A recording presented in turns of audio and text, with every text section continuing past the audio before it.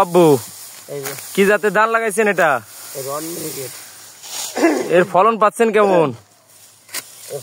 ফলন ভালো, কিন্তু এখন যে ওষুধ কীটনাশক দিতে হয়, এই ওষুধ দিয়ে মনে হয় সার মাটি খরচ দিয়ে লস হয়ে যায়। মানে কৃষকদের যে টাকা খরচ সেই অনুযায়ী ধানের ফলটা নেই না, সেই অনুযায়ী ফলটা নেই। কেন তাহলে আছে এই ধান লাগাতে হয় বলেন তো?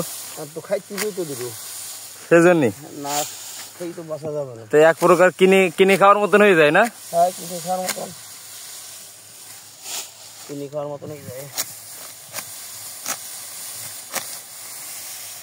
লাভের মধ্যে তাহলে কি থাকে? লাভের বিচুলি কটা থাকে, মানে যে ধানের যে ফলন খরচ খরচা দিয়ে শুধুমাত্র বিচুলি কটা থাকে, তাই তো? কত বড় কীটনাশক দিতে গেছে, পচা হয়ে দিতে গেছে, আর কারণ প্রকার হয়ে দিতে লাগছে। এই যে ধানগুলো এই কাটাই কেমন পাওয়া যাবেন? তো 2 মণ করে হয়, তো এখন 1 মণ 30 কেজি নিচে আসবে না। 1 মণ 30 কেজি, অর্থাৎ 2 শতকে 2 শতকে 1 কাটাতে আমাদের এদিকে না? আজকে এখানে যে ধানটা কাটা হচ্ছে কয় শতক জমিতে লাগানি আব্বু? 10 শতক। তো এই ধানটা কি ফলন ভালো হয়েছে? মোটামুটি ভালো হয়েছে। দর্শক দেখতে পাচ্ছেন এখানে আমাদের কিন্তু রড মিনিকেট জাতের ধান চাষ করা হয়েছে এবং সেটা আজকে আমরা কাটতেছিলাম, আর আব্বু কাটতেছে, আমিও কাটতেছিলাম। এই ধানটা কাটে আমরা ঘরে তুলব, কিন্তু এখন সত্যি কথা বলতে কৃষকের যে পরিমাণ ওষুধ এবং কীটনাশক খরচ সে অনুযায়ী কিন্তু তাদের ফলন যতই বেশি হোক না কেন তারা কিন্তু পরটা করে উঠতে পারতেছে না। এজন্য অবশ্যই চাইব যে যারা বাংলাদেশের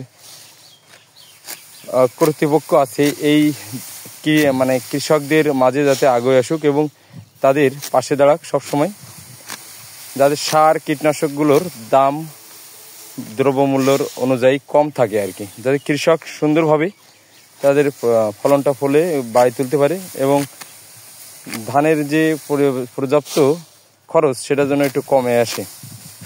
কারণ একটা ধান করতে হলে জমিতে সেচ দিতে হয়, কীটনাশক দিতে হয়, আর এখন তো বারবার বিভিন্ন ধরনের কীটনাশক আক্রমণ করতেছে। আবু এবার নতুন তো আর একটা পোকা আইছে, দোড়া পোকা না?